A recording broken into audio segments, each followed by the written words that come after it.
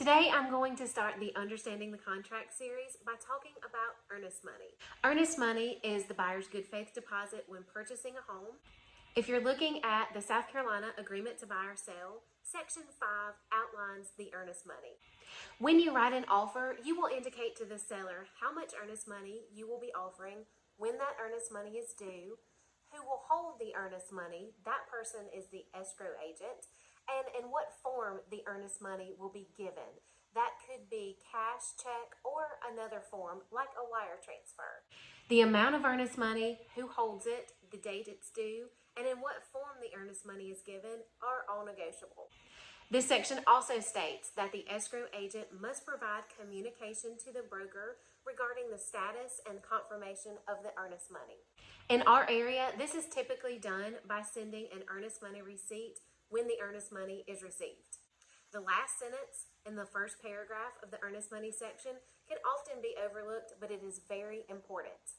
That sentence states that the seller can terminate the contract if the earnest money is not received by 6 p.m. on the date given.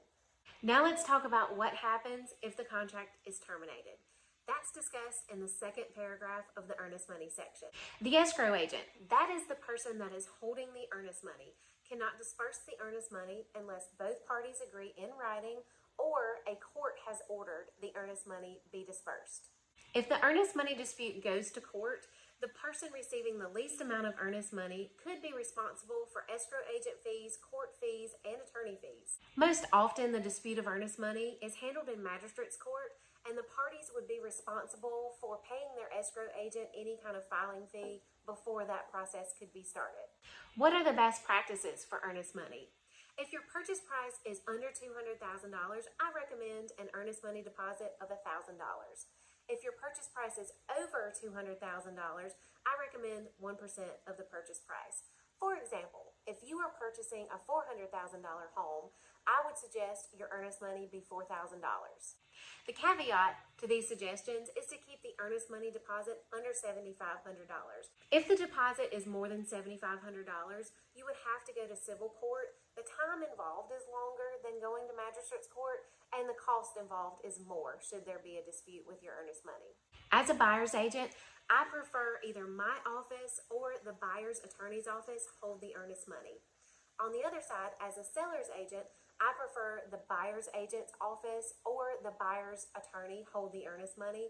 I would also prefer that the form of earnest money be either a check or a wire. Be aware, though, that some offices do not accept wire transfers for earnest money, so be sure to ask about that before you enter that information into your offer. The earnest money needs to be deposited as soon as possible. If you live locally, it's easy enough to drop off a check in a few days.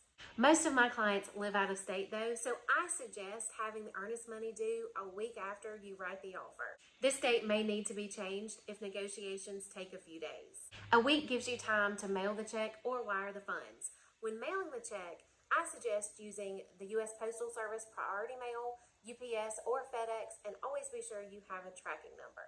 I cannot stress enough the importance of getting the earnest money to your escrow agent by the due date. Sellers can terminate a contract if the earnest money is not received by 6 o'clock on the due date. If you find you will have a hard time getting your earnest money check to your escrow agent by the date given on the contract, let me know. I can talk to the seller's agent and let them know your situation and see if we can extend that earnest money due date by a few days. I can think of 2 clients recently that were not able to get their earnest money to their escrow agent by the due date.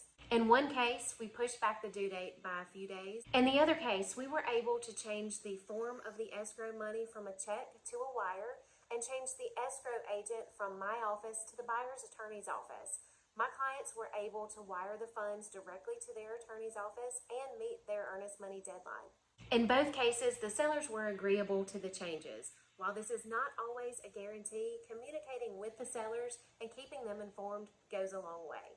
As a buyer's agent, either I or my broker would complete an earnest money receipt once we receive the earnest money, or we would get one from the attorney holding your earnest money. I would send that earnest money receipt to you so you know we've received the earnest money, and to the seller's agent so they know that we've received the earnest money and have met dates on the contract. As a seller's agent, I would ask that the earnest money receipt be sent to me by the due date, and then I would send you a copy so we know that the buyer has deposited their earnest money by the date on the contract. Earnest money is a very important part of the contract, and I believe sometimes people overlook the importance of earnest money. When entering into a contract, be aware of dates, the amount of earnest money, and who will hold that earnest money. In future episodes, I will discuss other sections of the contract. In the meantime, you may want to take a look at my videos about the due diligence changes to our contract. Thanks for listening to episode 54 of Thursday Tidbits, and have a great day.